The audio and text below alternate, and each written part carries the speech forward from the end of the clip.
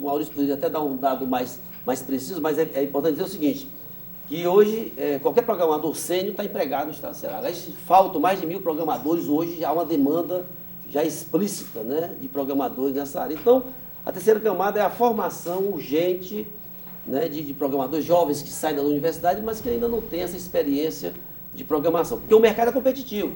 Nós estamos aí para brigar realmente, né, por um mercado, que eu falava há pouco, de 36, que a Malu já falou, de 50 bilhões de dólares. Na InfoBrasil, né? Já o MD, que o Fernando Grando anunciou um mercado de 50 bilhões e que o Brasil está investindo, que tem dinheiro e que o governo vai Mas a questão, eu insisto, ó, tudo esse país é proporcional ao PIB. Se os organismos de governo, né, e aí é bom dizer que a prefeitura tem feito ações nesse sentido, né? Eu fui convidado recentemente pela prefeita para replicar o modelo do Pirambu Digital, que é uma fábrica de software na periferia, em outros lugares em Fortaleza. Então, a prefeitura está atenta, a prefeita esteve em Nova York, inclusive, dizendo para os empresários da disposição do município nesse sentido. O governador esteve no começo de 2007 em Londres, dizendo a mesma coisa para os empresários. Então, eu sinto, Eric, que há uma sinergia, aquela sinergia que eu falava há pouco, né? Academia mais voltada para resultados, empresários sintonizados com a academia, mais maduros, e um governo entendendo que essa oportunidade existe. Paulo, você pediu para eu complementar. De fato, o mercado hoje, das empresas cearenses, cresce a mais de 20% ao ano. Vem nesse ritmo de crescimento já há alguns anos. Tá? E esse ano, 2008, talvez seja o primeiro ano que a gente não consiga atingir isso por falta de pessoas. Né?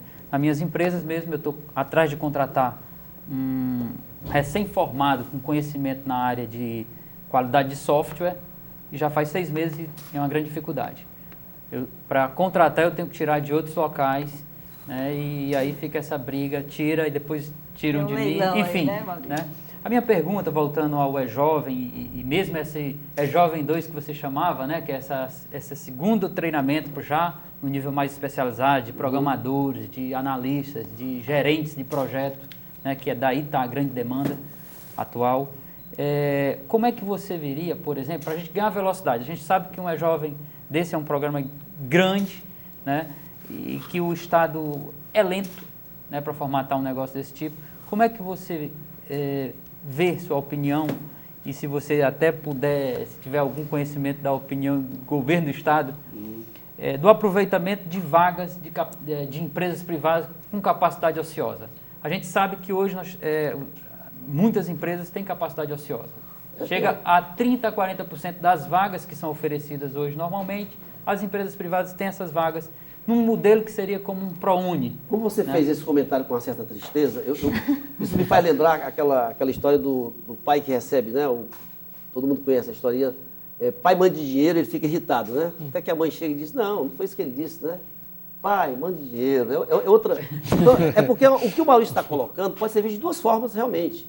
Primeiro, ele, como empresário, tem razão de dizer que o mercado está carente de profissionais. Mas, por outro lado, é importante dizer que essa carência se deve a um aquecimento, né, de um mercado em potencial. Então, eu diria o seguinte: primeiro, eu vejo com otimismo a tua reclamação, é uma reclamação procedente, porque ela valida o nosso argumento de que esse mercado de TI é um mercado de oportunidades. Né? Então, nesse sentido, é o seguinte: o governo está atento, realmente você tem razão, são as dificuldades da burocracia, de qualquer governo, seja no Brasil, no Ceará, seja no exterior, são coisas intrínsecas à burocracia governamental, mas há uma consciência, se eu posso dizer isso. Existem algumas ações, né? O Instituto Atlântico tem feito aí com a FGF, ações na formação de programadores, o próprio Cefet tem também formado. Agora, o Titã também tem formado. Agora, eu concordo contigo uma coisa, a provocação do Maurício nos remete a uma estratégia. A coisa não pode ser resolvida de maneira doméstica. Eu acho que esse problema tem que ser colocado no contexto de uma política pública. Na hora que o governo entende que nós temos uma oportunidade, que ele está a fim de fazer no Ceará o que Pernambuco fez, a coisa tem que assumir outra dimensão. Eu concordo contigo. É preciso, urgentemente, que, entendo essa leitura de oportunidade, nós então tenhamos uma ação agressiva. Eu concordo contigo. É porque então, Mauro, até para disputar internamente esse mercado que vai chegar, que é o mercado offshore, quer dizer, internamente em termos de Brasil, a política do governo do Estado, quando anunciada, de que iria investir para capacitação em massa, né, junto com o E-Jovem. Esse foi o grande diferencial que o governo, a área de comunicação do governo, poderia explorar melhor, né, e se posicionar dentro do mercado nacional, porque há uma disputa, tanto externa como interna, quer dizer, dentro do próprio Brasil, quem é que vai levar na frente. E o estado do Ceará, foi 2007, né, no começo de 2007, estava falando nisso, falando em capacitação em massa, que nenhum governo está investindo nessa direção. Você sabe que, Balos, eu dizia, quando eu assumi a Secretaria Adjunta em 2007, eu dizia para os empresários, o Maurício talvez lembre dessa frase, eu dizia, olha, é o tipo do problema que a gente quer ter. Porque, paradoxalmente, na hora que o empresário está lá, com muita razão, dizendo, cadê os programadores, eu prefiro ter esse problema de um mercado que está brigando por programadores, e é uma missão do governo ter uma ação efetiva, do que o mercado está indo para Recife, por exemplo. Nós temos empresas, né, que estão se instalando fora, porque, sei lá, por várias razões. Então, eu acho que... Não, pelo INSS. Que é outra coisa, né, que a gente, graças a Deus, tem essa sinalização. Aliás, poderia...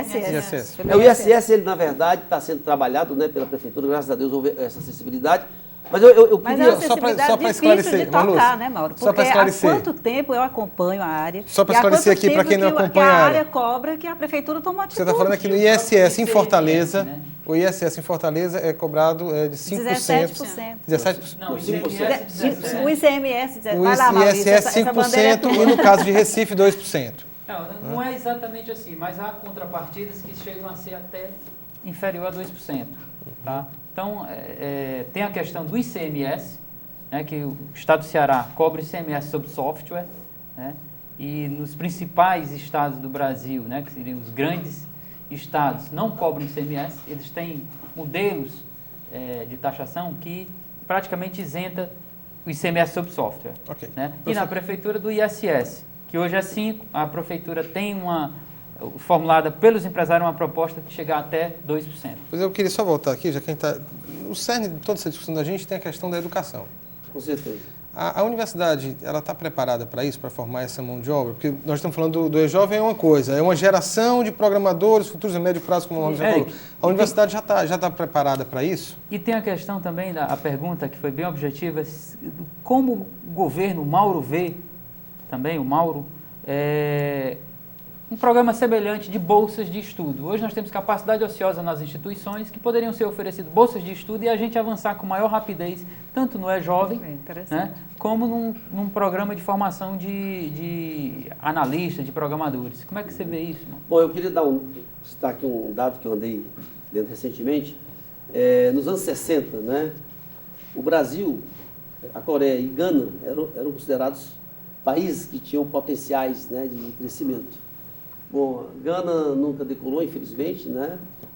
O Brasil, a Coreia, né, de maneira vertiginosa, nós sabemos, exatamente porque usou uma estratégia muito óbvia, né? Investiu maciçamente em educação, né?